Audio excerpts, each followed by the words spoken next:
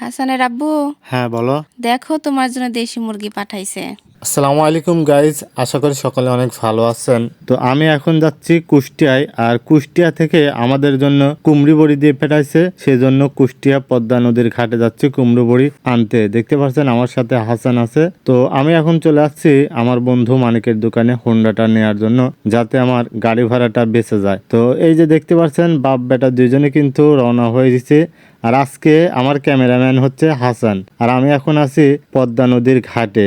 এই যে ঘাটের পাশে কিন্তু এই দোকানগুলো আছে। এই দোকান সবারই হয়তো পরিচিত হতে পারে।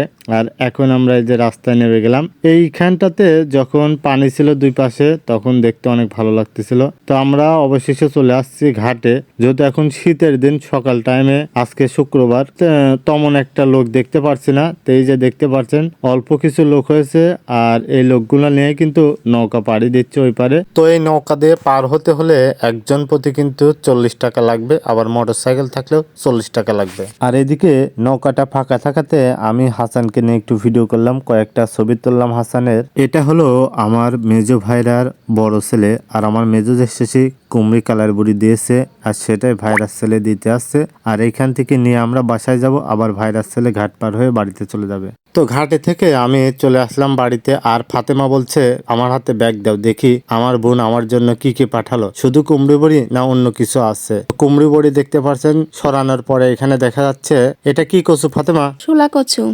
এই কচু কি করে খায়? ভর্তা করে খায়। ভর্তা করে খায়। আর পেঁয়াজ মরিচ ভাজে, এগুলি একটু ভাজি খেলে পর আরো ভালো লাগে। তো আজকে আমি প্রথম দেখলাম এই শোলা কচু, আজকে নাম শুনলাম। আসলে আমি দেখেছি ডাগি কচু, মানে ডাগি বলে অনেকেই। আর আরেকটা আছে যে সাধারণত দোকানে বেচে ছোট কচু, আমরা সবাই সেটা রান্না করে খাই, ভর্তা করে খাই। আর এইখানে দেখেন কত কুমড়ি বড়ি দিচ্ছে। ফাতেমা দেখো তো এই ব্যাগের ভিতরে কি দিয়েছে তোমার বোন?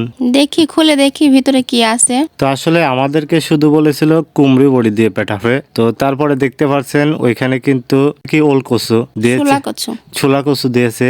আর এইখানে ব্যাগের ভিতরে কি দিয়েছে আমরা এখনো জানি না। এটা ফাতেমা খুলতেছে, উপরে একটা বান্ধন দিয়েছে, তারপরে দেখতেছে বালা দিয়ে আর এক বান্ধন দিয়েছে। আল্লাহ জানে কি না কি আছে এটার ভিতরে।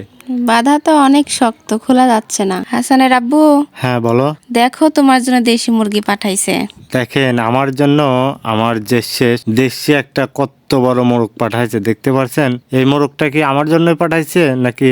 হ্যাঁ, তুমি খাইতে চাইছিলে। তো এর আগে আমি খাওয়ার কথা বলেছিলাম, আমাদেরকে আসলে যাইতে বলেছিল। তো আমাদের অবস্থান তো আপনারা সবাই জানেন, মানে আমি যে এক জায়গায় যাব এখন, সেই অবস্থান আমার নাই। আমি যে একটা জিনিস কিনবো এক জায়গায় গাড়ি ভাড়া দিয়ে যাব, সেটার টাকা আমার কাছে থাকে না। এই জন্য আমার যে শেষ মোরগ দিয়ে পেটাইছে। এর আগেও একটা মোরগ দিছিল তাই না? হ্যাঁ, এটা আগেও দিছিল। হ্যাঁ, ওই মোরগটা বড় ছিল। সবাই ভালো থাকবেন, সুস্থ থাকবেন। আজকের ভিডিওটা এখানে শেষ করলাম, দেখা হবে অন্য কোনো ভিডিওতে। তো এখনো যারা আমাদের পেজে নতুন, অবশ্যই পেজটি ফলো দিয়ে যাবেন।